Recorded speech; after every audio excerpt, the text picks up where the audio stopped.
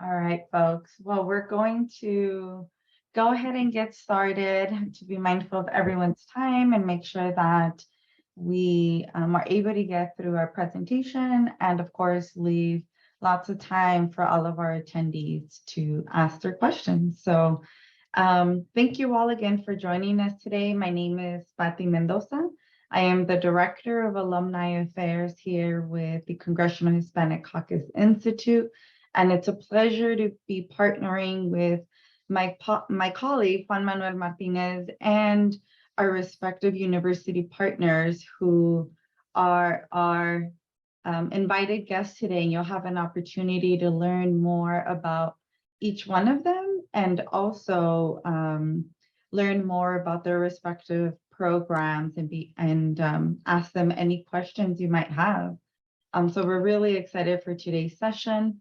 So Shared will start off with introductions. We'll have a guided dialogue and provide time for Q&A. Feel free to ask any questions you might have throughout the webinar in the Q&A function. We will be answering questions as we go. And if we don't get to your question until the Q&A, we'll make sure that we get to it then. I do ask, as you type in any questions you have, if they are university specific, if you could please identify that in your question, that would be helpful. And we will also be sharing everyone's contact information today as well. I will be following up at tomorrow with a thank you email, and it will have resources shared today and contact information as well.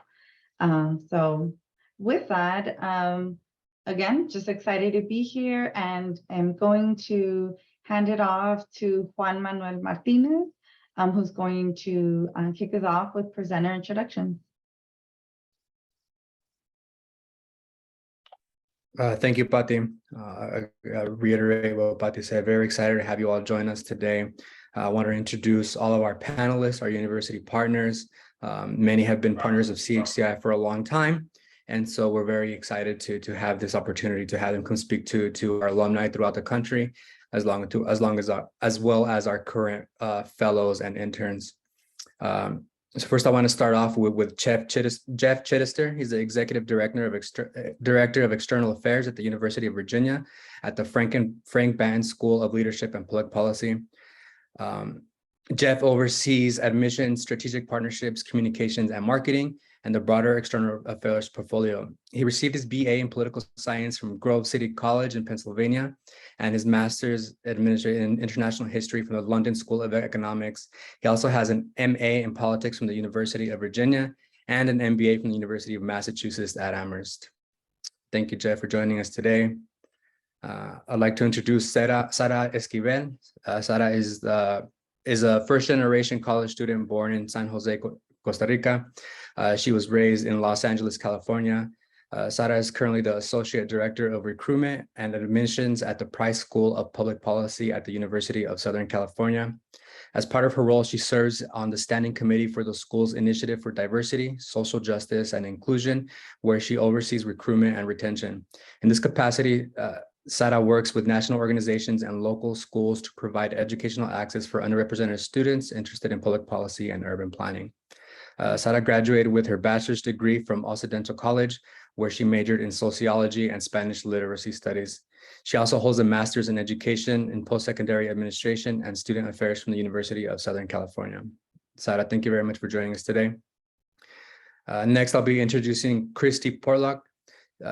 Christie was born and raised in Los Angeles, California, and has been with UCLA for the last 7 years. Christie has a BA in linguistics from Hofstra University, TOEFL certification from UCLA Extension, and is currently studying animation and visual storytelling independently. They're a huge supporter of creating access to resources and knowledge, which will help individuals develop their career and present life-changing options for their personal journey.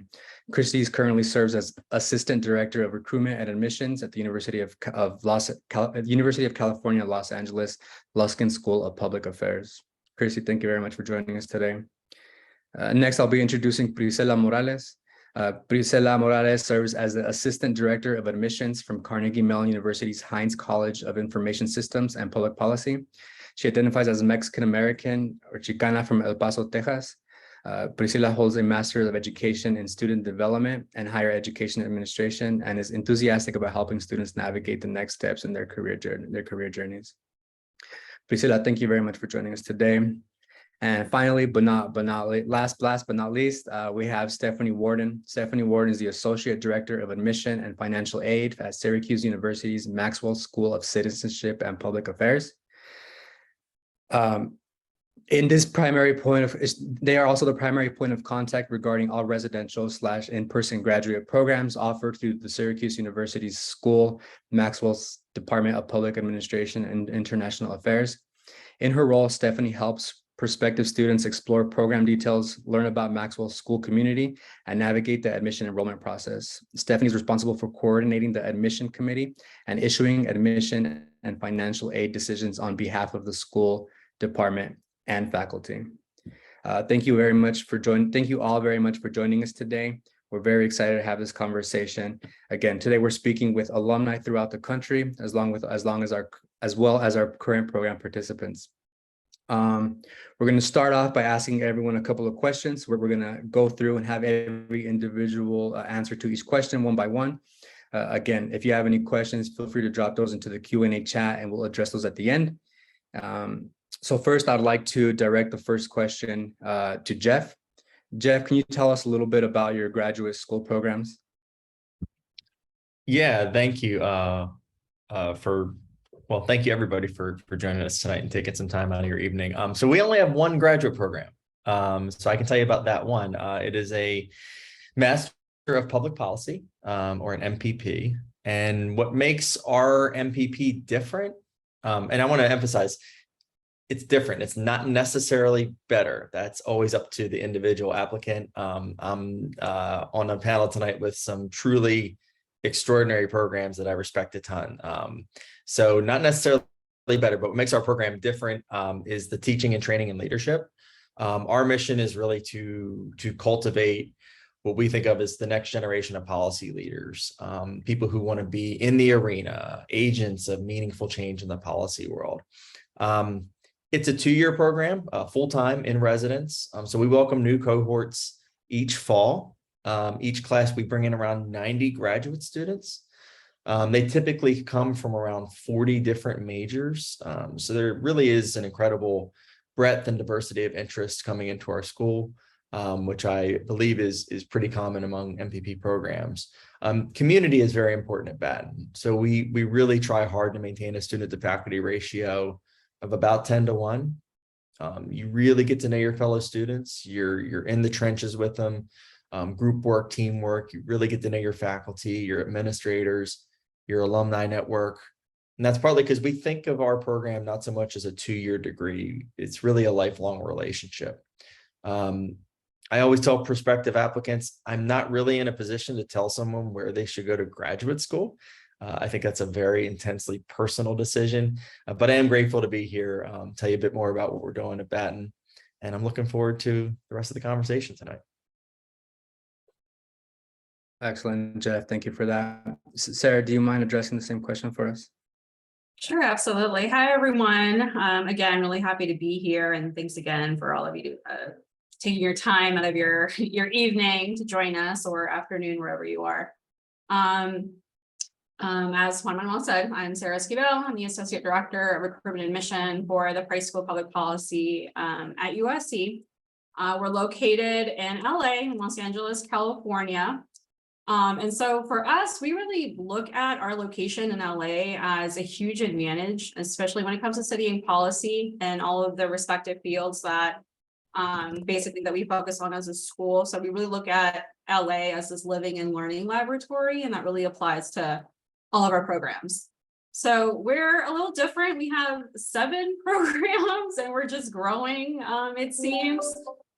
So we offer programs, and these are traditional, traditional 2-year master's programs, and they're on campus.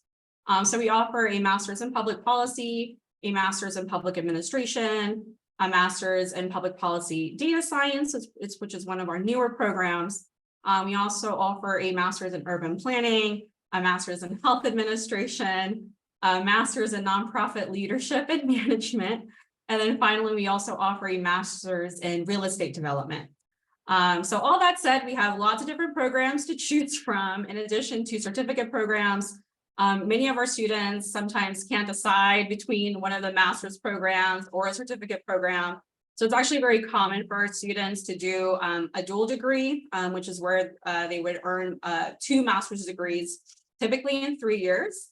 Or a lot of our students will pick up a certificate program, which I kind of describe it as like a minor. So when you're in college, you have a major. A certificate can be kind of like that additional specialization or kind of specialty that you have, which is very similar to a minor. That's pretty much us in a nutshell. The mission of our school is really inherently rooted, I think, in social justice. We really care about improving the quality of life for people in their communities here and abroad. So there's absolutely also opportunities not only to study LA as this like living and learning laboratory, but also issues around the country, but also around the world. So looking forward to talking more, and I'll pass it over to Juan Manuel. Excellent. Thank you so much for that, Sarah. Christy, do you want to go through these programs as well? Of course. Thank you so much. Hello, everyone. My name is Christie Portlock. I do the admissions and recruitment for our department here at Public Policy, the School of Luskin. The School of Luskin has 3 graduate programs. We have the Masters of Public Policy, which is what I'm here to talk to you about. We also have the Master of Social Welfare and the Master of Urban Planning. Social Welfare and Urban Planning also have a PhD program. Just kind of like something to keep in mind. We, as the public policy department, we also have dual degree programs with 5 other departments. So we have a public policy and public health, JD, MD, MSW, and MBA program.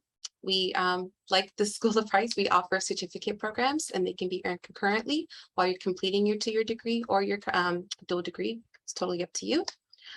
These concurrent certificates that you can earn are at no additional cost. So it just kind of is an option for you as a graduate student. And besides the ones that we offer through Luskin, there are a number that you could take across the campus.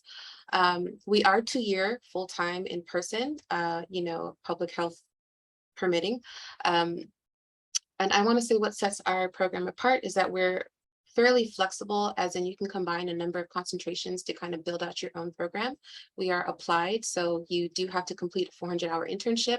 You would also need to partner with an organization, it can be local or not local, in order to complete your applied policy project, which happens in your 2nd year. So we are fairly community oriented. I want to say we have something of a social justice, racial equity slant in terms of our faculty and the type of community that we built here at Luskin. And we are quite student focused. So if you are, we like to say that if you're looking for a very structured, very rigorous, inflexible, very programmed master's degree, we're probably not it. So, we do like to work with students. I want to say that's probably the best part of the job. We do our best to foster community amongst our students and to help them connect with one another and essentially find their peers and their career soul family, as I like to call it. That's all that I have. Excellent. Thank you so much for that, Christy. Priscilla? Hi, everybody. My name is Priscilla. I am with the Heinz College of Information Systems and Public Policy at Carnegie Mellon University here in Pittsburgh, Pennsylvania. What really sets us apart, I would say, is this unique co-location of information systems and public policy. We have about 6 programs. I'm not going to talk through all of them. I'm going to specifically talk about our public policy.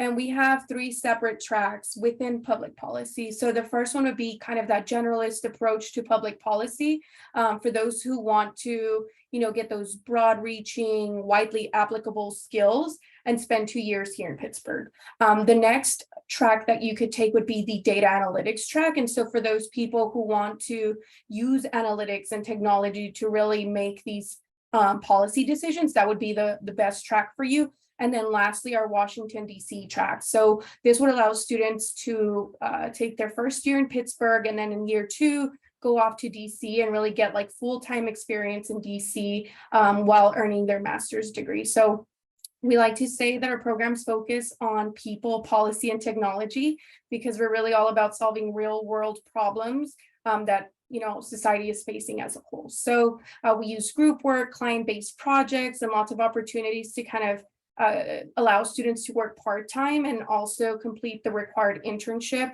And so, yeah, that's kind of like a quick deep dive into public policy here at Carnegie Mellon. Excellent. Thank you so much for that, Priscilla. Stephanie? Hi, everyone. Thank you so much for being here. So like I was introduced, my name is Stephanie. I'm the Associate Director of Admission and Financial Aid at the Maxwell School, the Maxwell School of Citizenship and Public Affairs, which is the first of its kind. We are the first school of public administration, so that's one thing that makes us different. Should you choose to come, you would be here during our birthday. 1924, we were founded, and there will be a whole slew of wonderful events that I'm really looking forward to. But I'm specifically here to talk about our public service degrees, which we offer an MPA or Masters of Public Administration. It is our flagship program for which I am an alum, so I can speak both as a staff member and as an alum. We offer a Master in International Relations and a newer degree called Public Diplomacy and Global Communication, which is shared between the ranked Newhouse School of Communication. The ethos of Maxwell and why we were founded is leave the city better than you found it. So we are preparing students to be public servants. It is practical application in nature, not thesis based. So like my wonderful peers and their focus on practical application, Maxwell is that place. Although we do offer PhD programs as well.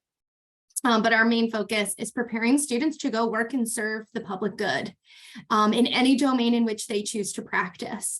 So our students learn a set of core skills, evidence-based decision-making. So a lot of stats, econ, we'll get into that, I'm sure, a little bit later. So you can make really strong decisions on behalf of the people and the people that you represent. We also offer dual degrees with a variety of other degree programs, law, as we have a law school at Syracuse University, economics, finance, sociology, geology, geography. We have a joint MPA, MBA. So there's a lot of subsidiaries that I'm happy to talk to you about. What makes Maxwell different, I think, is our history. As the first school, we have a very rich and eager and excited alumni base ready to help you get that next job and move up in your career. Interesting people that you may know come to campus all the time, so you're not missing out. Liz Cheney will be here on Monday, and a lot of our alumni are in every lettered agency that you can imagine in the U.S. government, as well as abroad in our international focus as well. So I think the message I want everyone to understand about Maxwell is that we're here to serve the public, and like my peers here in this room, I think we all are interested in having public service that represent who we are as Americans, or if you're abroad, representing the organization, people, or communities that you do. We're really interested in ensuring that we have smart, educated people making policy on behalf of our communities. So thank you. That's a little bit about Maxwell, and I'll give it back to Juan. Stephanie, thank you so much for that. I really like that. You all mentioned your programs, and kind of the main purpose of your program was, improving the public good in the community. And I think that's really the point. We titled this webinar, Making a Positive Impact in the Community. When it comes to CHCI, that's all of our main goal, is really to use our knowledge that we gain going through school and give it back to our community. So I really appreciated everyone's question. My next question, keeping in mind that a lot of CHCI alumni and our participants are first generation students, first to graduate from their undergrad, or maybe first to decide to go to grad school. I kind of wanted to learn a little more of kind of things that we should keep in mind, right? A lot of us don't necessarily to grad school. And so what should interested applicants keep in mind with SADA? Sure, thanks. A lot of things, but I would say probably one of the biggest ones, and I find this a lot with first gen students, especially when it comes to financial aid, we just don't have a lot of access to information, or we just grew up thinking that a private university, for example, is completely, out of my reach. And so I would say to students and to applicants, like, don't let the sticker price scare you. And I say sticker price because there are scholarships available, there, financial aid opportunities. There are so many other, so many opportunities and ways to finance your graduate school education. So I would say that don't let that deter you, especially if a particular university or school is your dream university, your dream school. I would definitely encourage you just to, let kind of like put that fear aside, talk to people, especially attend events like this where, you have firsthand kind of, access to us, to people that have information, that can help you. So I would say definitely, doing research around financial aid opportunities, scholarships, and that also ties to deadlines. I think deadlines, like application deadlines, are a big kind of hurdle sometimes. We all have, I think, different deadlines. Many schools have different requirements as well. So not assuming that we all have the same deadlines and not assuming that we all have the same requirements. Sometimes we have applicants that don't submit certain documentation, or they submit their application late. They're not eligible, for scholarship consideration, those types of things. So I would say, just to keep like a spreadsheet of, different requirements and schools and deadlines that you're applying to. I think that's really helpful. So I would say just to keep all of that in mind, but probably my biggest takeaway would be, don't let the sticker price, like don't let, the financial aid piece deter you from applying to the program that you really want to attend. Yeah, that's an excellent piece of advice. Christie, do you want to take a shot at the same question? Sure. I would say when applying to this program in particular, you, number one, want to acknowledge all the work that you've done, especially with first generation applicants. I feel like there tends to be a hesitancy to essentially brag about your accomplishments, and this is the time to brag. So you want to highlight your leadership skills. You want to highlight any community work that you've done. You want to address anything that may not reflect well in your application. You're not hiding from anything, and we are genuinely trying to help you as well. So like my colleague Sarah just said, communication is going to be very key here. We want to hear from you. We want to see that you're checking in with us, that you have questions about our program specifically, because there are so many graduate programs, not only just in Los Angeles, but in California and the United States. Why is ours special to you? And what resources do we have that you feel will get you to your career goals or your endpoint, essentially? Funding is definitely always going to be an issue at the graduate level. I would say things like inquiring about TA-ships, academic apprentice positions, fellowships, things that you may qualify for. For instance, we have something called the Graduate Opportunity Fellowship Program at UCLA, and this is something that incoming applicants only can apply for. And what it does is it gives you tuition at the in-state level as well as a stipend. And you don't know this necessarily because, of course, the websites are just so packed with information. If you don't know how to navigate it, you don't know where to look. So reach out, ask about what's available to you. If you want to speak to an alumni or a current student, that always gives you a greater depth of understanding as far as, what you can expect in the program and what you can expect the outcome to be. So, as she said, do your research, keep your spreadsheets together, but don't be shy, reach out, because we do want to hear from you and we do want to help guide you through this process. Excellent. Thank you so much, Christie. And Priscilla, over to you. Yeah, I feel like I'm going to kind of echo a lot of what's being said, but most importantly, do your research about the school and the specific program. It's important that you are a good fit for our programs, but also that the program's a good fit for you. So look at the career outcomes. Are alumni achieving what, similar career paths that you want to go down? That's really important. You don't want to just, because of the name of the program, you think it's a good fit. Really dig deep and identify what it is that you're going to get out of the program. And also echoing what Sarah said, I'm here with a private institution. Don't be afraid of the sticker prize. There is scholarships available. And so just kind of get informed, again, going back to doing your research, what kind of funding is available. And finally, using that essay to really demonstrate who you are, what your goals are, how our curriculum fits into what you want to accomplish, and brag, brag about what you have done. All of those things will really help you make a standout application. And also, consider the GRE as a kind of like a rough patch along the road, because as a first generation student, the GRE was not something that I was prepared for. And so for me, finding a program that was either GRE optional or that didn't require GRE was a big factor that played a role for me. I was working a full-time job. And so really, studying for a GRE while holding a full-time job was really a tough thing for me to do. And so, if you have time to take the GRE, 100% do it.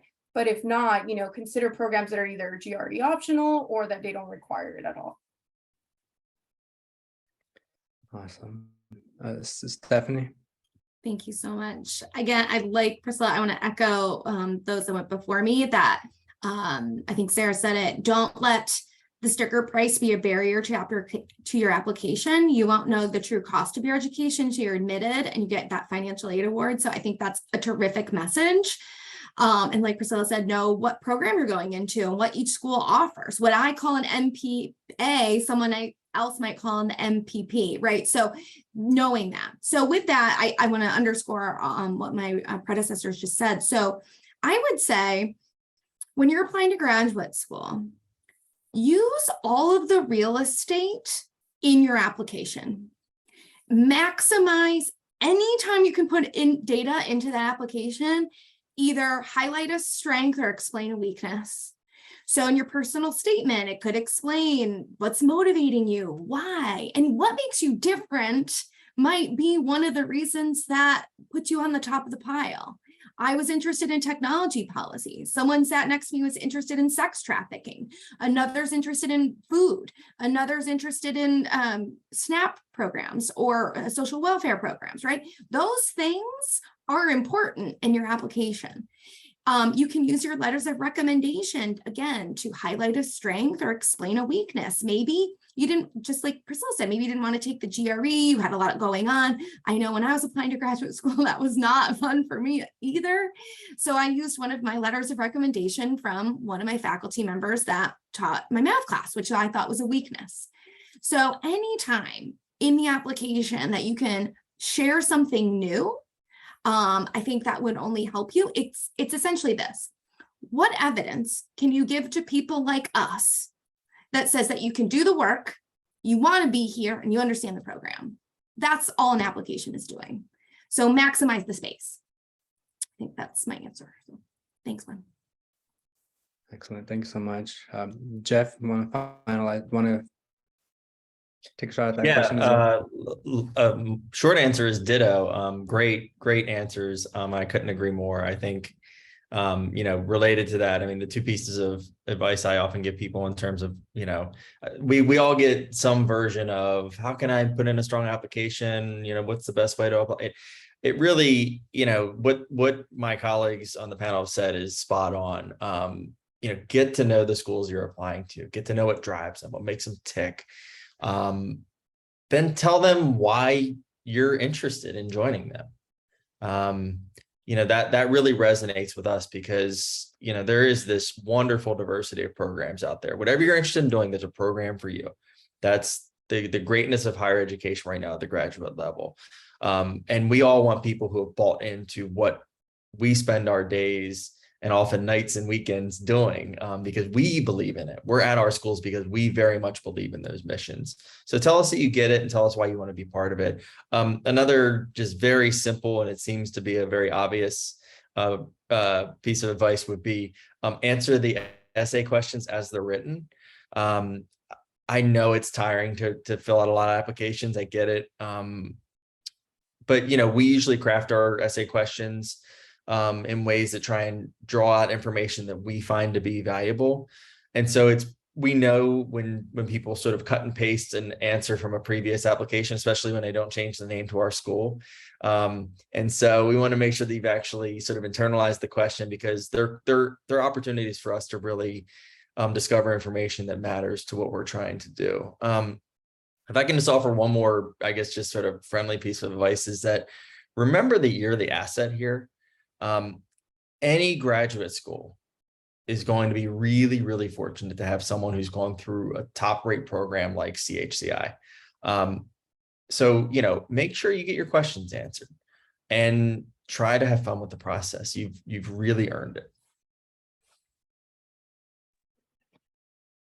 Excellent. Excellent. Thank you so much.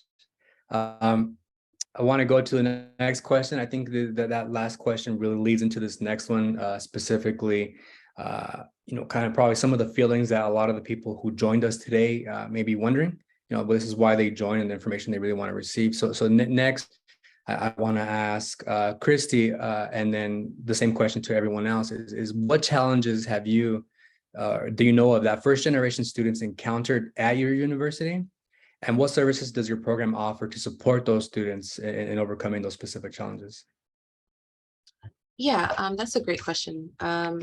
So for starters, I want to say that first generation students tend to not only be first gen in their graduate level, but also in their undergraduate level at times. And so what we'll see is that perhaps there was a struggle or a difficulty in the first couple of years as they were acclimating to the academic rigor of their undergraduate university.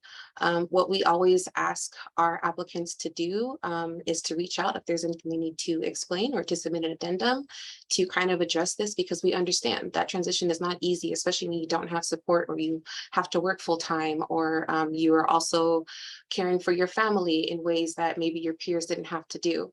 So again, it's all about that communication and submitting that information for us as context.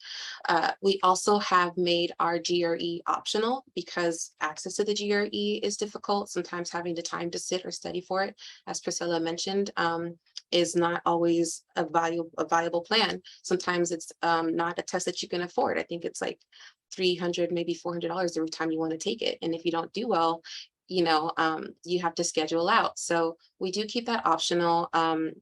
What we ask you all to do, we have something called supplemental academic performance documents that you can upload and kind of show us your preparation for the program.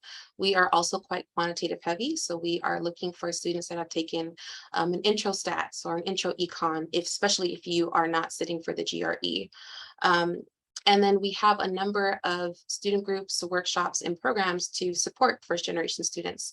So over the summer, I typically will run workshops to kind of break down the program and application process, as well as the funding. And this is at no charge, you can just sign up for it. We also do something called the peer application review program, which is currently running. And what this does is it matches prospective applicants to current students so they can give you feedback on your statements, on your resume prior to you submitting.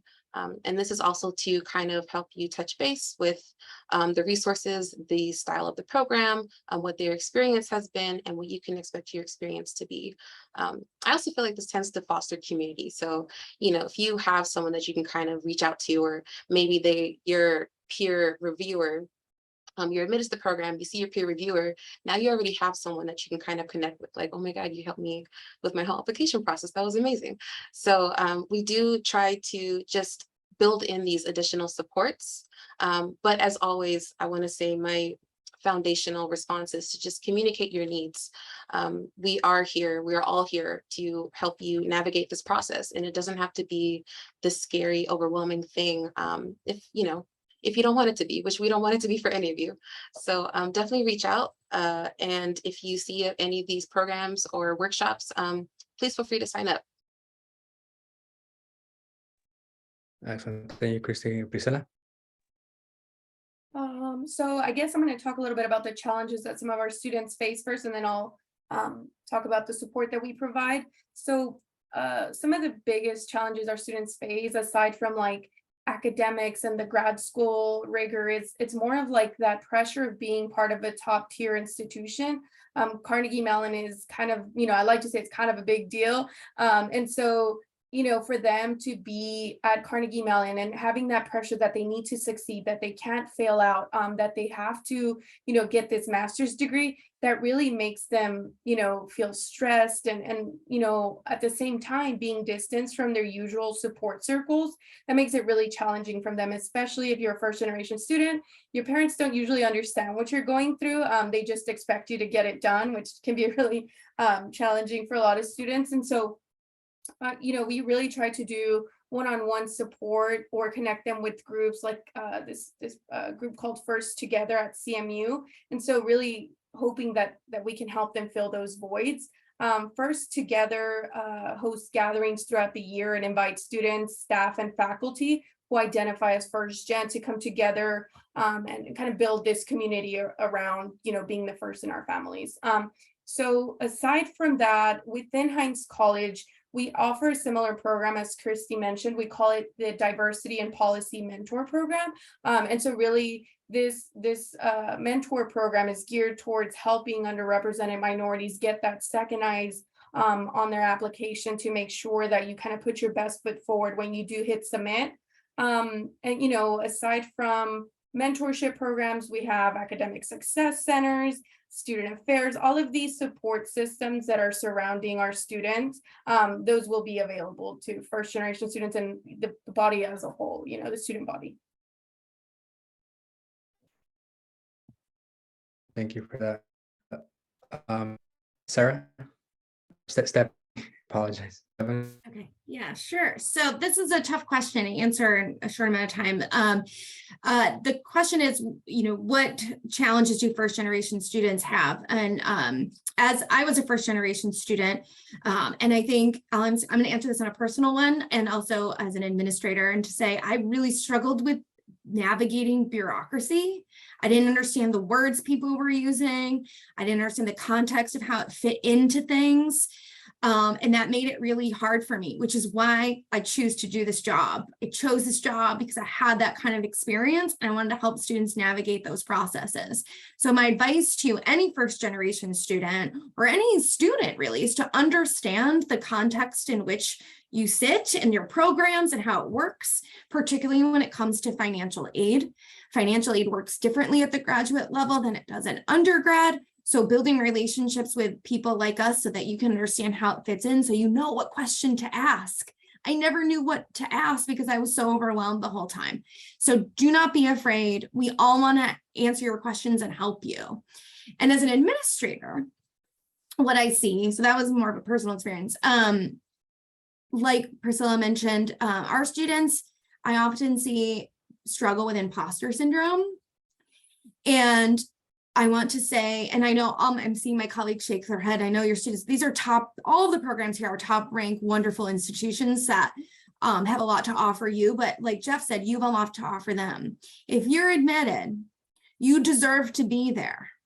Right. And so I want all of these students to understand that. And it's hard when you're in a classroom and, someone was in the military and did 2 tours and you're like, oh, I just, I worked at a nonprofit and I care, it matters. That's why we want you, right? Is that you have a unique, everyone has a unique experience. And that's exactly what we want in our public servants, that have a real experience so you can go represent people, communities, identities, however it is you're going to be a public servant. So my advice is learn how to navigate bureaucracies, and large institutions are bureaucracies. That's not a negative word at Maxwell or probably any other public policy program. And if you have imposter syndrome, build a community of peers so that you know what you offer. Everyone has different skills. I know I'm never going to be an economist, right? It's never going to happen for me. So I leaned on some of my colleagues and I did the presentations, right? So everybody has a skill and you deserve to be in the program that you're admitted to. Thank you, Juan. Thank you, Sarah. Jeff? Yes, so once again, I'm in the position of offering a ditto to really great thoughts. And fortunately, we also here at UVA have a lot of similar programs in terms of, various onboarding programs before you come in. We have a very robust university-wide program called Who's First, HOOS, which is for That's what they call UVA students, who's wahoos. And so, you know, how our efforts to you know, assist and empower first gen students, it manifests itself, you know, really by meeting the individual and the student where they are, on a student level, you know, tutoring, advising, mentorship opportunities. I think on the individual level, it's more for us at Batten about just making sure that we're present and available. We're responsive, and we are really empowering our students with whatever supports they need to enhance their experience here at the University of Virginia.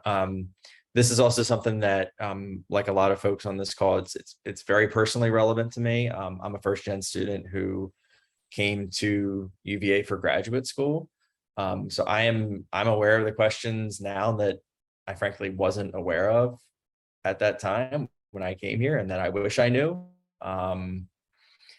You know, our head of career services is first gen student. Our head of academic affairs is first gen. Several of our faculty are first gen. Many of our students are first gen.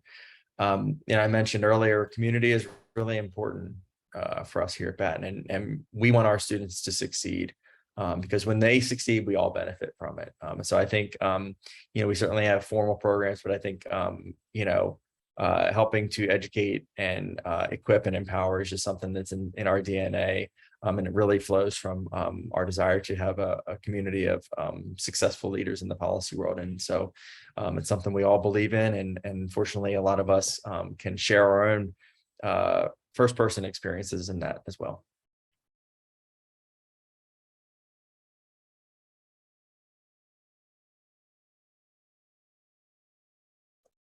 I think one might have Excellent, Jeff. fallen asleep. I'm still here. Okay. Sarah, do you want to go next?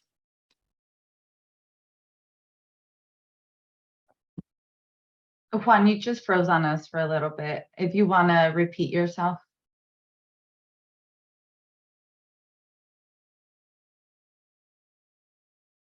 I think, was it, we have one more Sorry, panelist that sorry hasn't. about that. I think I was frozen. Sarah. If we could have the panelist, I think he's saying Sarah. I think she fell out of the room or was kicked out, or I don't see her in our chat anymore.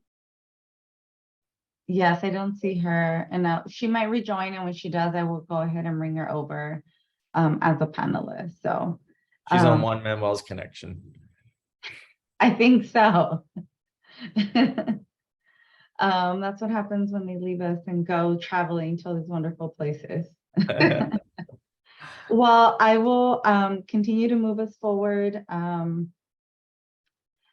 am going to go ahead and share my screen. In the interest of time, we are going to just move over to now discussing, getting into the weeds of what 4 of our partners that are here today, university partners, some of the benefits that are available to our CHCI alumni.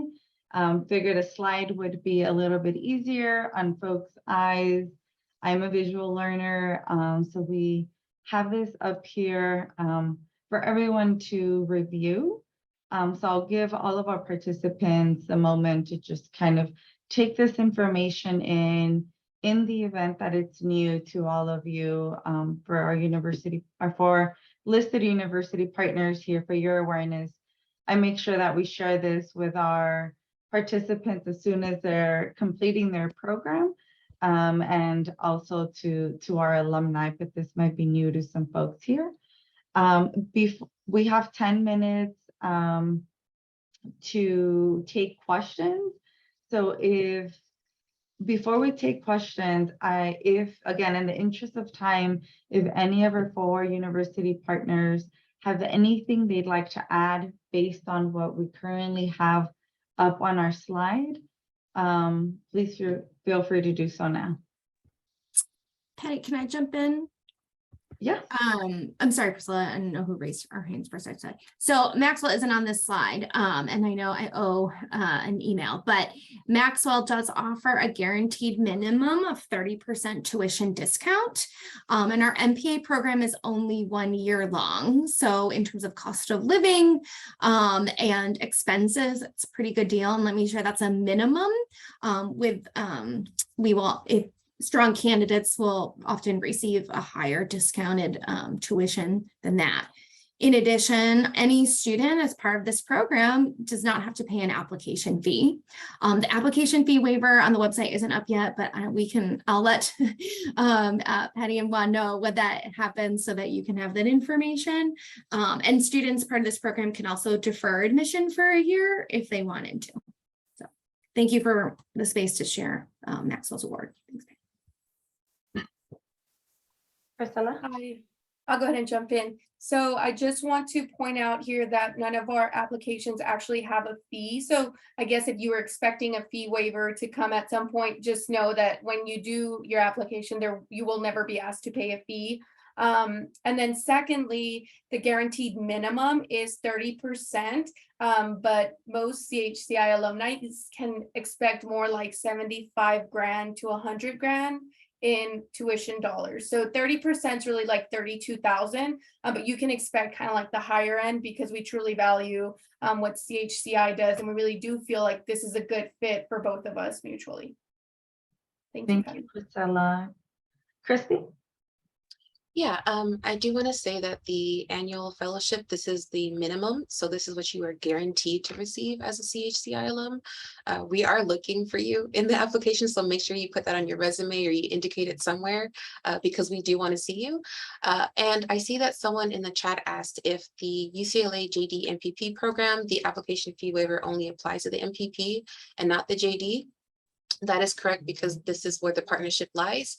However, if you apply to the MPP JD program and you're accepted, the application will be free for the MPP, obviously, and the funding would be applied to the year or the years that you're with the MPP program. The JD program has its own type of funding breakdown. They also run on a slightly different schedule. They're on a semester, whereas we're on a quarter system. So if you want to know more about the MPP JD program, please just reach out and I can definitely set up a one-on-one.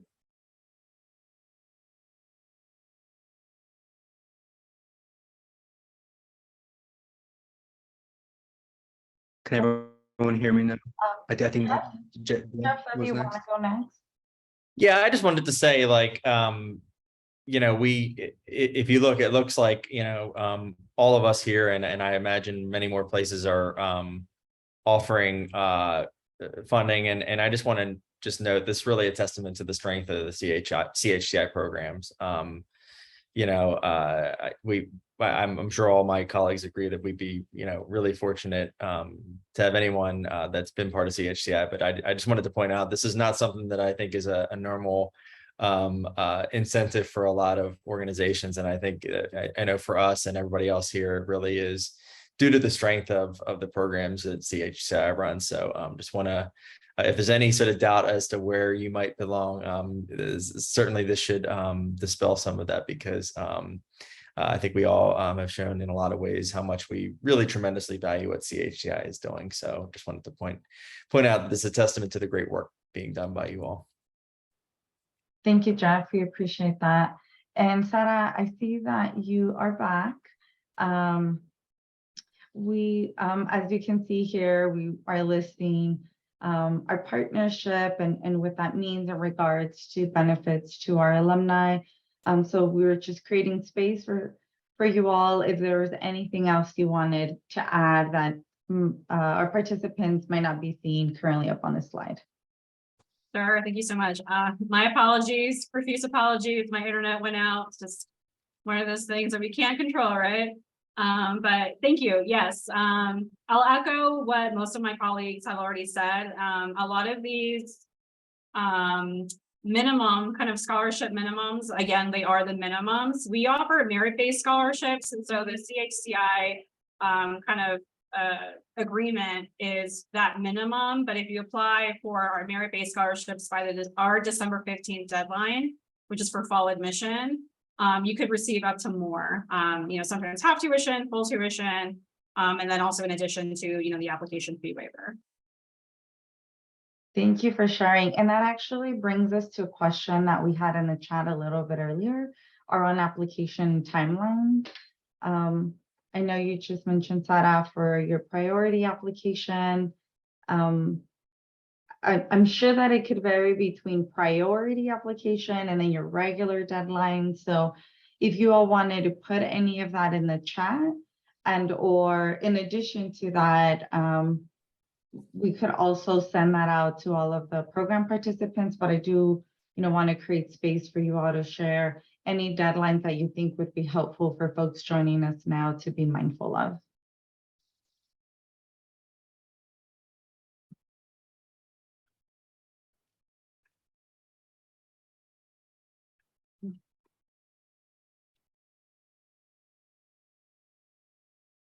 While we have those answers coming in, folks joining us, if you have any questions, please feel free to put them in the chat and we can answer as we go along. Sara, while we're waiting for folks to maybe ask us a few more questions, I know that we lost you right as we were shifting to you to ask you an opportunity to share what USC particularly does in supporting first-gen students, right? And Latinx students in particular, all of the population that we serve here at CHCI. So I do want to create space for you to share what those resources are on behalf of USC. Sure, absolutely. So very similar to what students are experiencing at these other universities that are here with us today. Everything from imposter syndrome to financial aid issues to sometimes academic support, things like that. Very similar to UCLA, we also offer a mentorship program to prospective applicants. And so just like a very quick story, our students actually came to us and had basically expressed that they had, a lot of difficulties when it came to applying. And it was something that we noticed that there was a need, to provide these services and to provide even more support than we were already providing, to prospective applicants. And so we actually work with it's a new student organization called MAP, which stands for Mentorship for Accessible Price. So it's basically student run, student led, but they work very closely with our office. So we kind of advise them. And they provide, very similar to what my colleagues are also providing, to their students, everything from reviewing, their resumes, looking at their statement of purposes, and things like that. So I think we offer very similar services. And then also in addition, I think something that I didn't hear mentioned, I think sometimes is that cultural piece. And I know our student organizations are extremely active in wanting to provide, especially when it comes to the Latinx community, at Price. So a lot of our students are very active in their student organizations. For example, I know they do a big Dia de los Muertos celebration, and they actually do an altar in our building, which is really nice. So I think that helps, with imposter syndrome, is just to feel that your culture is being celebrated and it's being recognized and that you do belong there, which is, I know some of my colleagues have mentioned that, if you were admitted, we wanted you here, you belong here, and we really, want to see you thrive and succeed. Thank you for sharing that, Sara. We appreciate it. Well, with 2 minutes left, I'm actually going to hand it over to Juan Manuel. That's going to provide, to kind of wrap us up and also provide some additional resources. Yes, thank you very much, Bati, and thank you for all our panelists for joining us, and thank you for all the CHCI alumni who are on here with us as well. We really like these types of events for our participants. As each university mentioned, they really appreciate CHCI programming. The type of participants who come through our program are definitely eager, ambitious, and ready to take on large tasks such as a master's degree. And so we invited all the universities here on the panel today, along with a couple of new partners to an event where we'll be hosting an event on November 1st. At CHCI headquarters. It's a block from the White House. It's at 1128 16th Street Northwest. We'll be inviting all of the DC chapter area alumni, along with our 51 program participants that are in Washington, DC with us right now. Again, some of the universities here will be in attendance, and so you'll have the opportunity to interact with the representatives one-on-one. And so we think it'll be a great opportunity. As you see, they all have their deadlines posted for us. We'll be sending that information out as well, but you'll have the chance to really get deeper into the weeds and really understand more specific questions that face-to-face. You know, we're happy that we're coming out of whatever that means, post-COVID. And so we're eager to really work with our partners face-to-face and give our participants the opportunity to do that as well. I know when I participated in CHCI, meeting with these universities face-to-face was one of the highlights for me, the ones who came during my years. And so I'm excited that we're gonna have this opportunity. Again, that's happening on Tuesday, November 1st, one day after Halloween. And so we're excited. We'll have some appetizers and refreshments for all of the participants. Here you have the QR code where you all could just pull your phone out right now. Please do so. And RSVP. Please do that as soon as possible, as we're eager to know how many people will be in attendance. That's it for that. Mm-hmm. Sorry, I was just going to chime in. We had a question in the chat around how do folks identify that they are a CHCI alum. So I answered in the chat, but I wanted to make sure that you spoke to that very quickly as well, because that's super important. Me or each university? You. So I can share. So for all of our alumni,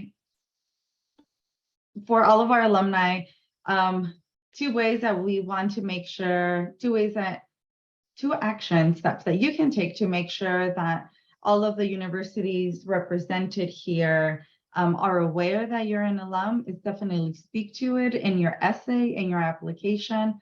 You know, they might not have a checkbox that says, you know, check off here if you're a CHCI alum, but you heard folks today mention utilize all of the space in your application. So please make sure that you include that in your essay. In addition to that, please email Juan Manuel directly, letting him know that you will be applying. And we will also be sharing that list with all of our university partners. So it's on you to make sure that you take those action steps so that our university partners are aware of that and keeping in mind as they're reviewing your application. And when, you know, if admitted, the respective benefits are applied. Definitely. I apologize, my email isn't on this slide, but I'll make sure that it gets out to all of our alumni. And we have that on our website as well. But thank you for answering that question for us, Pati.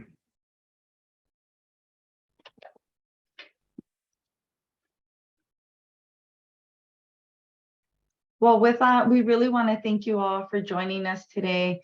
We appreciate your time, your energy, and really just kudos to you all, because this is an investment you're making in your continued personal and professional growth. So, you know, I applaud you all for really carving out the time when I know we are all pulled in 10 different directions to be here and connect with all our university partners. As shared, you'll be receiving an email from us with contact information of all of our university partners shared here. I'll make sure Juan Manuel's email is there as well, so that you can email him directly when you apply. And more importantly, equally important, I should say, thank you to all of our university partners for joining us today and spending time with our CHCI participants and alumni. And this is a shameless plug for all of our alum that's joining us today to just follow us on social media, because that's the quickest way to learn about all of the webinars and events we have planned out for you all. So With that, thank you very much and enjoy the rest of your evening. Thank you all. Adios.